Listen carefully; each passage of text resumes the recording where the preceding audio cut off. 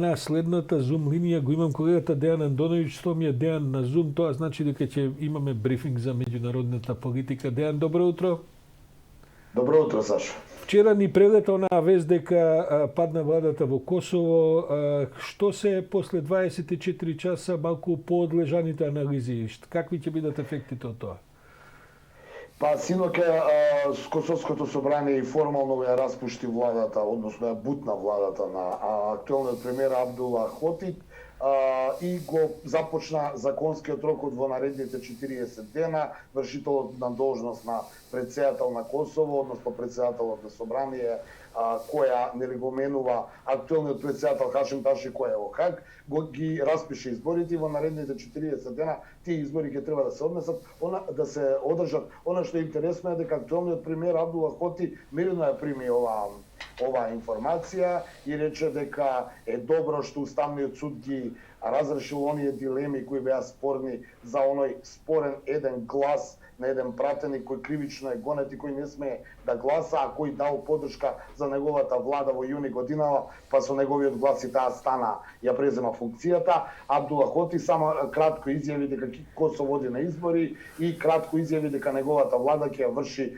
функцијата се до изборот на новата влада. Она што се шпекулациите и она што ми се чини е актуелно е дека претходниот премиер кој пак беше бутнат со истиот тој пратенички глас, лидерот на самоопределување Албин Курти е фаворитот за победник на овие избори и се очекува дека токму тој заедно со српската листа на Косово ќе ја преземе функцијата, односно ќе ја формира новата влада. Со враќањето на Албин Курти почнуваат да се подгреваат и шпекулациите и стравувањето дека и изборите и Албин Курти со неговиот однос кон некои работи кон Белград кои неќе да ги попушти, може да дојде до пролонгирање на оној диалог меѓу Белград и Приштина кој, ајде слободно ќе се изразаме, стани пане изминативе 2 години, никако да фати еден ред и конечно да дојде до договор меѓу Белград и Приштина за едниот статус на Косово, но и за едниот статус на регионот воопшто. Ќе подсетам, Сашо, ќе се согласиш и ти дека косовскиот проблем многу го назадува регионот, бидејќи некако задниве 20 на години сме во фокусот на светските настани токму поради нерешениот статус меѓу Белград и Приштина. Она што сакам да кажам е дека некако демократски ми изгледаше сето таа синоќа. Јас се следев собраниската седница, очекував дека актуелната влада и актуелниот премиер Хоти ќе се бунат за се ова, но некако демократски го ја примија веста дека сепак било нелегален изборот на неговата влада, токму со оној пратенички глас на еден од пратениците кој кривично е гонет, а според законот доколку сте кривично гонет немате право да гласате за во собранието за закон. Само да подсетам дека вчера не падна само косовската влада, падна и владата во Израел. Бенџамин Нетањаху. Да, и владата во Израел, по кој знае кој пат Бенџамин Нетањаху се покажа цврст борец за да остане на власта, но и го буткаат цело време. Да, ќе одат на избори за помалку од 2 години, 4 пати одат на избори, а вчера не успеа да го усвојат буџетот, заради тоа падна владата, инаку 2 години да работат без министер за финансии.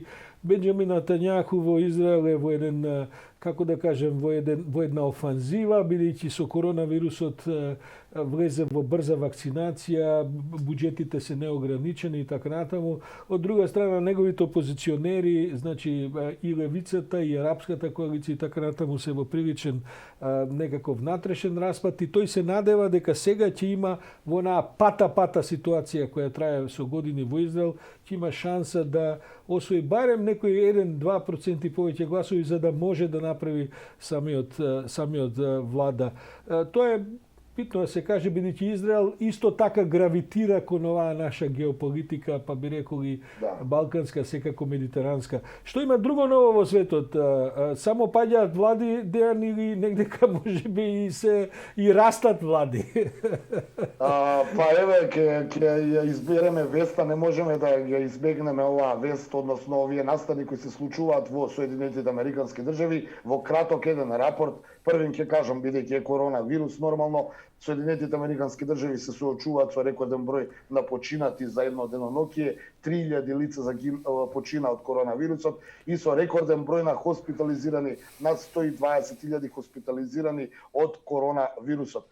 Тоа се условите кои се во Соединетите Американски држави. Сведоци сме дека новите власти, ново именуваниот претседател Бајден вчера, вечниот инфектолог и предводник на епидемиолошкиот тим повеќе од 40 години во САД, Ентони Фалучи, кои демонстрира пред камерите вакцинација, дека се вакцинираат со новата модерна вакцина, за да им покажат на граѓаните дека тие се првите кои ќе ја тестираат таа вакцина на нив. Но оно што мене ме интересно е последиците од оној сајбер напад кој веројатно сајбер нападот за кој е обвинета Русија, нападенат владините американски социјални и оние интернет мрежи, што можеби и ние го почувствувавме во Македонија. Ќе потсетам дека и Facebook, па и YouTube и Gmail изминатиот недела падна на околу 3 часа во целиот свет.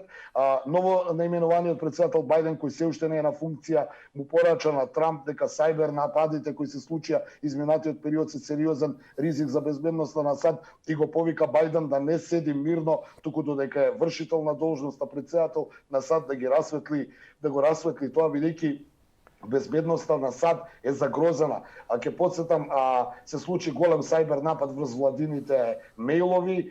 Доналд Трамп односно неговата администрација ја обвини Русија, меѓутоа Доналд Трамп излезе завчера и рече не е Русија, туку Кина стои за нападите, неговата обседнатост со непријателството од Кина. Сега Бајден му порача и на Путин, но и на Трамп дека мора да прекинат, да се расветли случајот, бидејќи доколку остане вака, може да Соединетите Американски држави да бидат подложни на нови напади. Само ќе кажам за крај, Сашо, Бајден најави дека кога ќе седне во Белата куќа, тоа е на 20 јануари официјално, ќе го расветли овој случај и ќе види докаде оди таа загадка кој ги нападна Соединетите Американски држави со сајбер напад. Тој се сомнева, ќе кажам повторно, на Русија и на Путин, додека Трамп завчера изненадувачки во свој манир обседнатост од Кина ја обвини токму Кина дека се одмаздила за политиката која тоа води 4 години кон Пекинг.